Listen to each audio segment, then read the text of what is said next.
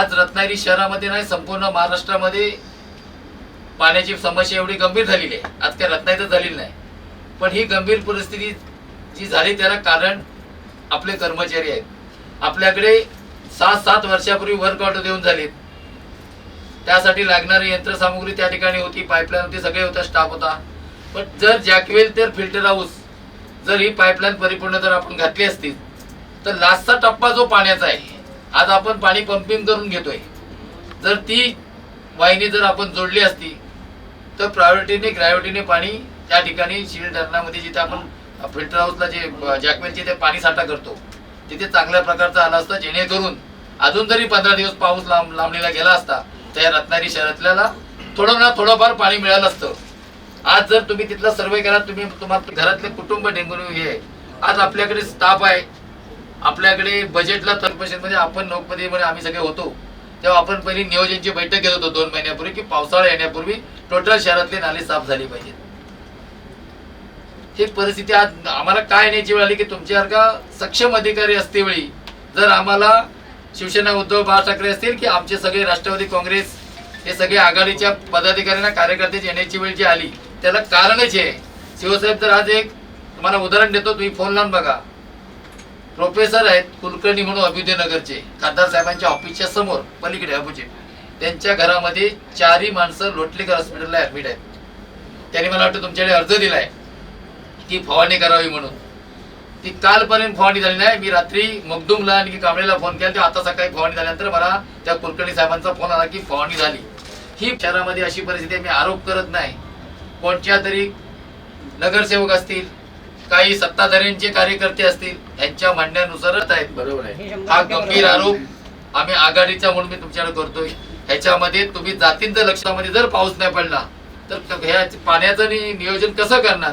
आणि माझा इशारा सांगत नाही मी तुम्हाला, आपले वरिष्ठ अधिकारी म्हणून तुम्हाला एक आम्ही कल्पना देतोय की कुठल्या परिस्थितीमध्ये उद्यापासून प्रत्येक प्रभागामध्ये एक मशीन म्हणजे जे आपण हे करतो दासांनी पाऊस पडेपर्यंत कंटिन्यू चालू राहायला पाहिजे। ते तुम्ही कशी तरतूद करा, कुठे आहेत, मी पत्रकारांना पण कळकळीची विनंती करतोय की रत्नागिरी शहरामधले जे हॉस्पिटल्स आहेत, रत्नागिरीमध्ये सिव्हिल हॉस्पिटल आहे, याच्यामध्ये शहरातले पेशंट किती टक्के आहेत आणि ग्रामीण मधले आहेत?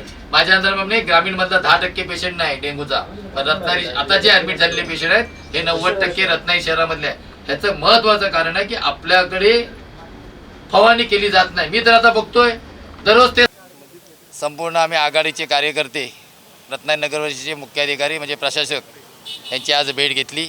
या रत्नागिरी शहरामध्ये जी पाण्याची समस्या ही गंभीर निर्माण झालेली आहे, त्याचबरोबर रत्नागिरी शहरामध्ये आरोग्य संपूर्ण धोक्यात आलेलं आहे की रत्नागिरीमध्ये जे आज रत्नागिरी शहरामध्ये जे हॉस्पिटल्स आहेत त्या ठिकाणी जे पेशंट ॲडमिट आहेत डेंग्यूने हे रत्नागिरी शहरातले 90% आहेत आणि ग्रामीण भागातले 10% आहेत।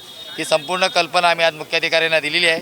त्याचबरोबर आज ज्या मुख्याधिकाऱ्यांनी आम्हाला जे सांगितलं की 2 टँकर आम्ही भाड्याने लावले, आज जर आजपासून बुधवारपासून पुढच्या बुधवारपर्यंत पाऊस नाही पडला तर संपूर्ण रत्नागिरीतल्या जनतेच्या नागरिकांना एकही पाण्याचा थेंब मिळणार नाही अशी परिस्थिती या रत्नागिरी शहरामध्ये उद्भवणार आहे। ही सगळ्या ज्या समस्या आहेत आम्ही त्यांच्यासमोर मांडलेल्या आहेत आणि त्याने आम्हाला आश्वासन दिलेले आहे की कुठल्याही परिस्थितीमध्ये पाणी आम्ही रत्नागिरी नगरातल्या जनतेला कमी पडून देणार नाही। त्याचबरोबर रत्नागिरी नगर परिषदेच्या कार्यक्षेत्रामध्ये जे 16 प्रभाग आहेत त्या ठिकाणी दररोज त्या प्रभागामध्ये कुठल्या परिस्थितीमध्ये फवारणी करणं गरजेचं आहे। ते उद्यापासून आम्ही आमच्या माध्यमातून निवेदन दिल्यामुळे ते 100% करतील असा त्यांनी आम्हाला शब्द दिला आहे। आणि जर पाणीची समस्या आणि जर आरोग्य विभागाला जो होणारा जो आहे डासांपासून जो होणारा त्रास आहे, आजारी पडणारे पेशंट आहेत, ह्याच्यावरती जर नगर परिषदेचं योग्य रीतीने नियोजन नाही केले तर आम्ही उग्र आंदोलन जे असं करू की भविष्यातनी भूतो कधी झालं नसेल की त्यावेळी ते आम्ही आतमध्ये असो आणि प्रशासक बाहेर असेल अशी परिस्थिती निर्माण येऊ नये हे आम्ही त्यांना कल्पना दिली आहे। आम्हाला त्यांनी आश्वासन दिले आहे आणि आज रत्नागिरीतल्या नागरिकांचे प्रश्न मांडण्यासाठी जिव्हाळ्याचे आज आम्ही या ठिकाणी आघाडीचे सगळे लोक कार्यकर्ते आलेले आहेत। 1 महिना झाला धरणाचे कारण सांगून आणि पाण्याचे जनतेला जो काही त्रास होतोय पाण्यामुळे, जे वेळेवर पाणी मिळत नाही आणि आता इथून पुढे मिळेल की नाही ही शंका आहे। म्हणून आम्ही शिवसेनेच्या वतीने रत्नागिरी नगर परिषदेवर मोर्चा काढला होता आणि महिलांचा जिव्हाळ्याचा विषय म्हणजे पाणी, आणि ते पाणी फक्त आणि फक्त नगरपालिकेने देण्यात यावं यासाठी नव्हे तर जनतेला काय आवश्यक आहे हे नगरपालिका विसरली असल्यामुळे आम्ही त्याची आठवण करून द्यायला नगरपालिकेवर धडक दिलेली होती। टाइम्स डिजिटलला लाईक करा, सबस्क्राईब करा, शेअर करा आणि बेल आयकॉन दाबायला विसरू नका. पाहत रहा टाइम्स डिजिटल.